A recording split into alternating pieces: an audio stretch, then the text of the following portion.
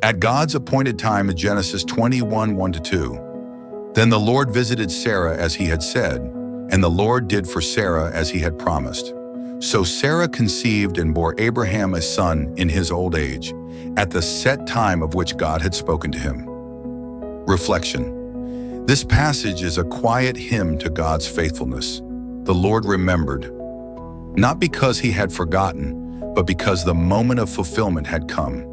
Years had passed, hope had wavered, the body had grown old, and the promise seemed impossible. Yet God was neither late nor uncertain. He was waiting for the appointed time. This text teaches us that God's promises do not depend on our abilities, nor on our limitations, nor even on our age. They depend on His word. And when God speaks, He Himself watches over what He has said. Sarah gives birth where everything seemed finished. Life rises where human logic had placed a final period. This is how God works. He turns waiting into joy, the impossible into testimony, silence into renewed laughter. This verse is an invitation to trusting patience. Even when nothing seems to move, God is at work. Even when the heart doubts, His promise remains intact.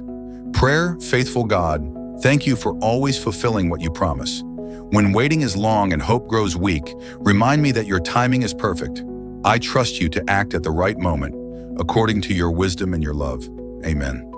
Practical application. Today, think of a promise from God that still seems unfulfilled. Do not force it. Place it back into His hands and choose trust over impatience.